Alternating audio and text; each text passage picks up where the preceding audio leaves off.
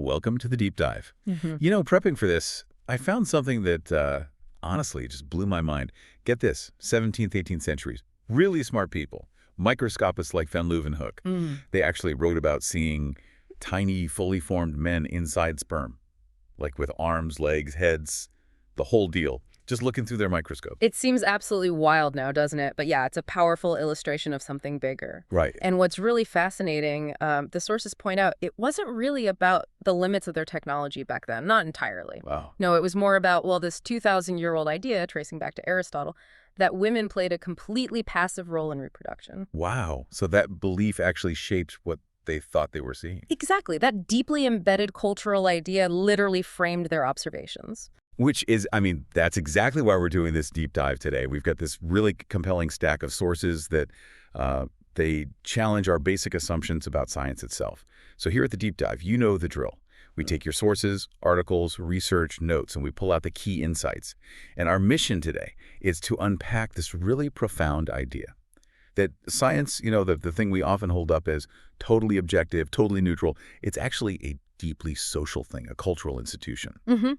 And profoundly shaped by the biases, often unconscious biases, of the people doing it. Yeah. We're going to explore how historically excluding women and also factoring in things like race and class hasn't just affected who gets to do science, but it's also impacted how science is done, what questions even get asked in the first place, and then how the results are interpreted. We've got some pretty surprising examples later on. From primatology, neuroscience, areas you might immediately think of. So we'll uncover how these cultural assumptions sometimes distorted the research itself. We'll look at the pressures inside scientific institutions, too. And, importantly, we'll explore what our sources mean by feminist science. Right. And it's crucial to understand this isn't about carving out some, separate niche field for women. Wow. The sources argue it's about making all science more rigorous, more inclusive, and ultimately just better science for everyone. Okay, let's dive in. Where do we start with this? So maybe the core idea first. This notion of scientific objectivity, it isn't some timeless truth that just is. Our sources show it was actually forged in specific social, even political struggles. If you think back to, say, 17th century Puritan England, Baconian science, Francis Bacon pushing for observation, experiments, it was initially linked pretty strongly with goals of social and political reform. Big changes. Right, I remember reading that, but then things shifted. They did. After the Restoration in 1660 and then the Royal Society getting set up in London a couple of years later, that link between science and social reform, it was deliberately severed. Deliberately? Why? Well, one source calls it a historical compromise. Basically, it was necessary for science to keep its royal protection, its funding and support. They had to distance themselves from the political upheaval. Okay. But the separation, it had really huge, long-lasting consequences. While those early sort of emancipatory goals got dropped, Bacon's influence in shaping science in the image of men, of masculinity, that stayed incredibly strong. He accepted male authority as just part of science, even while he was rejecting other old authorities. And this isn't just like some abstract historical footnote, is it?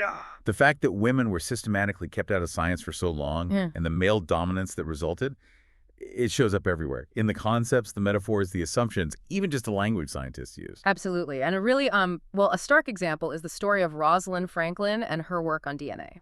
Oh, yeah. Watson and Crick. Exactly. Watson, Crick, and Wilkins got the Nobel Prize for figuring out the double helix structure of DNA. We all know that story. But the sources make it clear they essentially took Franklin's amazing crystallographic images, these super detailed X-ray pictures of molecules, without proper credit, really. And Watson was quite dismissive afterwards, wasn't he? Very. He made public comments suggesting, she was good at taking the pictures but couldn't figure out what they meant, implying it was, all for the best, that they sort of hijacked her data. Wow. And this wasn't just a one-off incident. It really points to a much wider tradition of, discounting women's contributions and abilities within science. It's really striking how deep these gendered metaphors go, even among top scientists. Richard Feynman, Nobel laureate. He apparently used this, sexualized analogy in his Nobel lecture in '66, comparing loving a theory to falling for a woman. Yeah. You don't see the flaws at first. Right. And then he referred to his old theory as an old lady who has very little left that's attractive in her. Yeah. Language like that just reinforces this deep-seated idea of science being male, abstract, objective, while nature is often portrayed as passive, female, something to be controlled or unveiled. And this whole cultural framing, it has real consequences. It made it seem almost obvious, self-evident, that women weren't really suited for penetrating nature's mysteries, as the old phrase went. Just, wow, it really makes you stop and think, doesn't it? Yeah, How many other things we might consider self-evident in science today are actually just cultural baggage? exactly. And this isn't just about abstract stuff like language. It connects directly to the practical side of being a scientist, especially for women. Definitely. The sources highlight how the demands of lab science, the time, the physical place you have to be, often clash directly with childcare responsibilities. Right. Unlike, say, a historian who might have more flexibility about when or where they work, a lab scientist often doesn't have that luxury. That's it. And the prevailing feeling, according to one interview in the sources, is that for a woman to really succeed, to get to the very top in professional science today, it's almost impossible to also have a conventional family life. That's a heavy thought. It is. The account suggests many successful women scientists are unmarried, or they don't have children, or they're divorced and don't plan to remarry, because the commitment needed is just total. So, okay, let's pivot a bit. How does all this affect the actual research that gets done? You mentioned primatology earlier. Yes, the study of primates.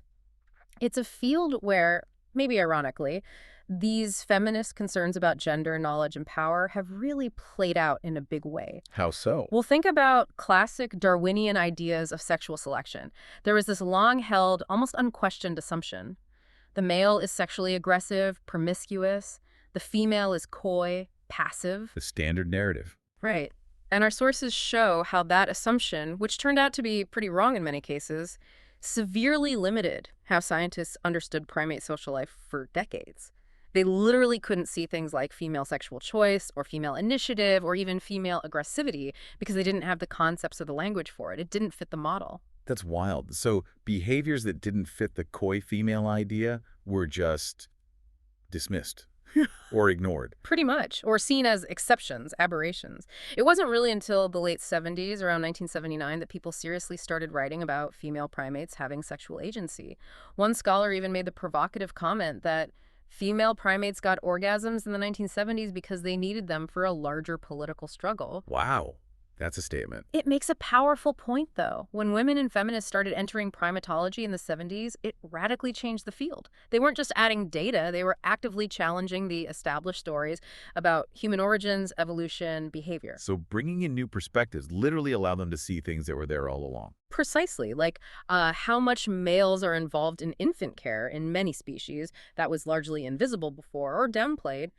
And now that it's being studied, it calls into question some older sociobiological theories that really emphasize separate male and female investments in offspring. That's a huge shift. Okay, what about other fields?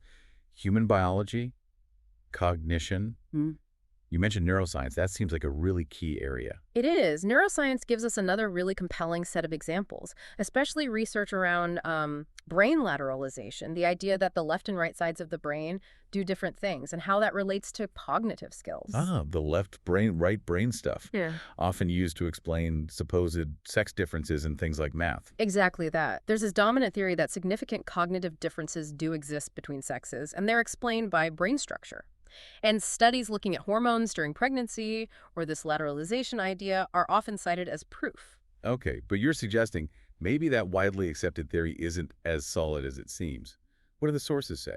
Well, they point out that in many of these studies, the speculations often aren't rigorously tested, and data that contradicts the main theory. It frequently gets ignored or minimized. Can you give an example? Sure. There was this widely publicized claim from researchers named Gishwind and Behan that male superiority in math might have a hormonal basis linked to testosterone effects on the fetal brain.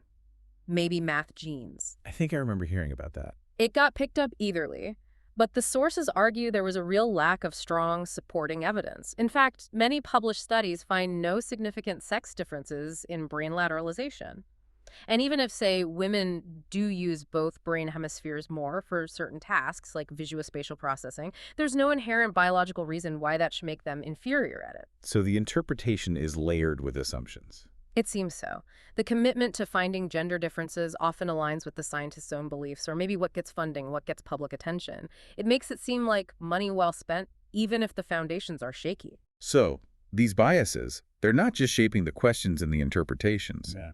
They're influencing the scientific process itself, the pressures within the institutions. That's a really critical point the sources raise. The modern system of academic science, unfortunately, it does create some structural problems. Okay.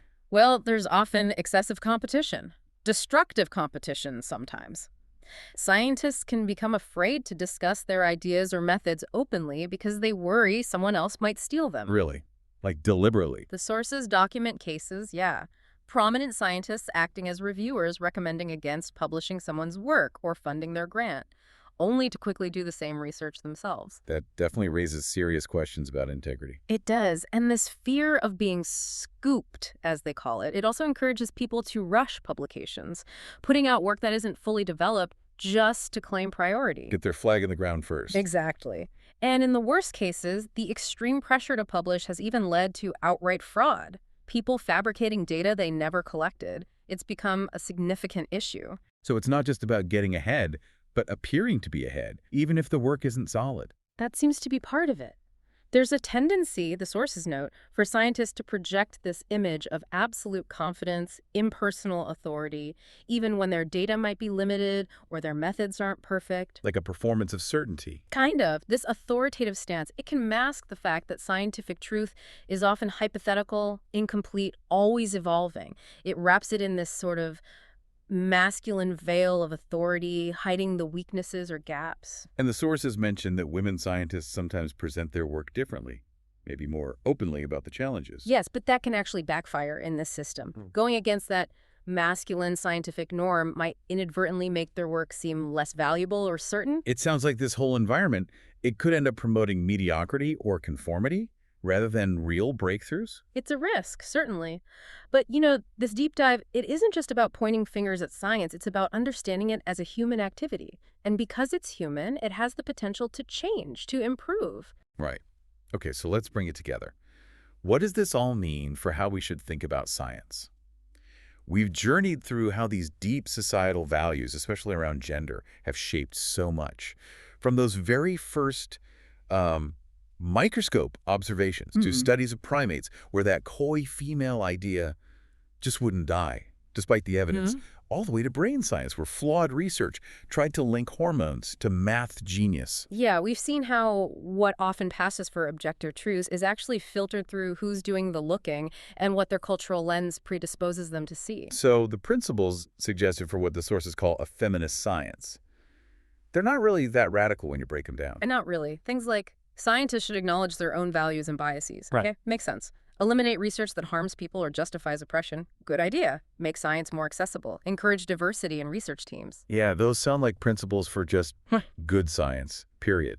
Exactly. As one source puts it really powerfully, feminist scholarship in all fields has made them better, opened them to new perspectives and to previously ignored experience, and radically introduced gender as an unavoidable category of analysis. So it's not about creating a separate women's science or anything like that. It's about improving all of science by making it broader, more self-aware, questioning its own assumptions. Precisely. And this is where it gets really interesting, I think, for you listening.